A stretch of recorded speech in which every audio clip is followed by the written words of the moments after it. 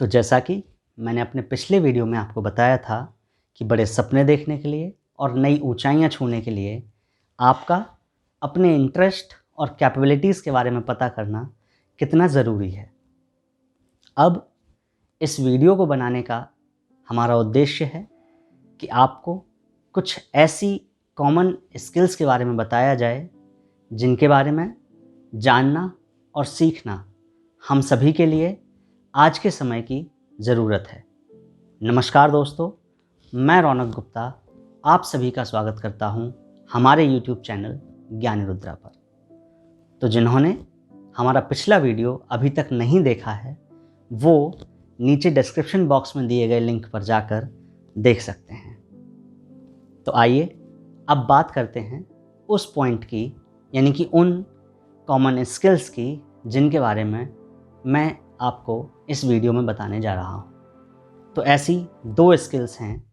पहली स्किल है emotional intelligence और दूसरी स्किल है टीम वर्क। तो आइए अब इन दोनों महत्वपूर्ण स्किल्स के बारे में हम एक एक करके समझते हैं। तो सबसे पहले बात करते हैं इमोशनल इंटेलिजेंस की। इमोशनल इंटेलिजेंस क्या है? जब आप अपने इमोशंस को एक दूसरे की फीलिंग्स और इमोशंस समझने के लिए और शेयर करने के लिए डेवलप करते हैं, उसे हम इमोशनल इंटेलिजेंस कहते हैं। इसका मतलब आप अपने आसपास के लोगों की फीलिंग्स को, उनकी प्रॉब्लम्स को बेहतर तरीके से समझते हैं और उनकी परिस्थितियों के हिसाब से ही आप रिएक्ट करते हैं। और जब आप ऐसा करते हैं तो अपने आसपास आप खुशियाँ बांटते हैं।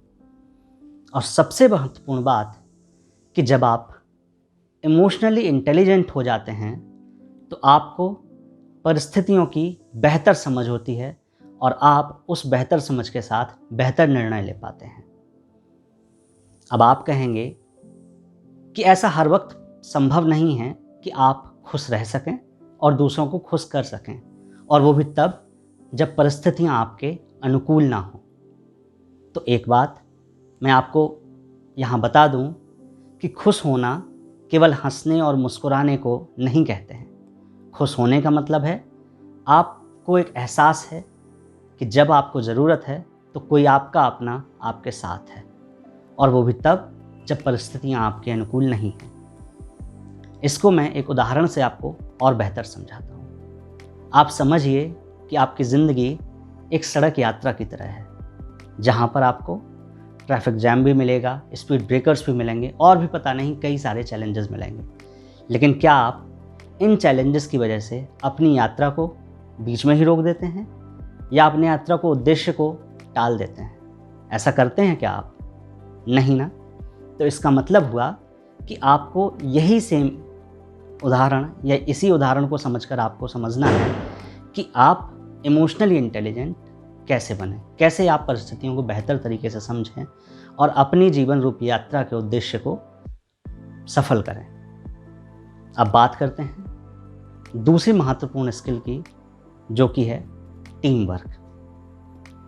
टीम वर्क एक ऐसी कला है या एक ऐसी स्किल है कि जब आपको समझ में आता है कि इस संसार में कुछ भी, और हाँ कुछ भी, अकेले संभव नहीं है।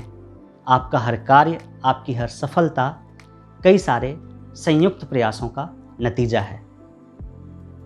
ये बात और है कि आप इसे मानें या ना मानें। और सबसे महत्वपूर्ण बात कि जिस दिन आप टीम वर्क की इम्पोर्टेंस को समझ जाएंगे, उस दिन आप अपने आसपास हर व्यक्ति की, हर स्किल की इम्पोर्टेंस भी समझ जाएंगे।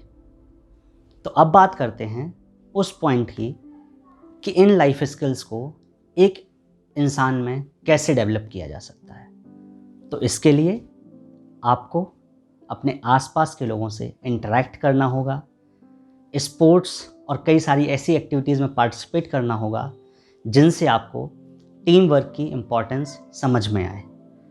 अब यहाँ पर एक बात आती है कि आप सोच रहे होंगे कि ये स्किल्स तो कोई ऐसी खास स्किल्स हैं नहीं जिनके बारे में मैंने आपको बताया है। आप सभी इनके बारे में आई थिंक जानते होंगे, फिर मैं क्यों इन्हें बता रहा हूँ।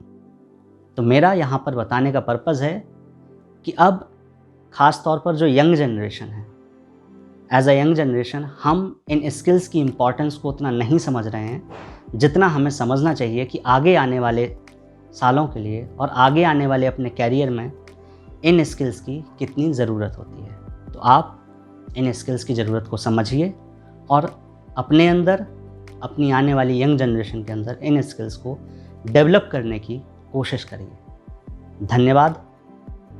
इंस्पायर्ड रहिए, एक्टिव रहिए और खुशी के साथ अपनी ज़िंदगी को एंजॉय करिए।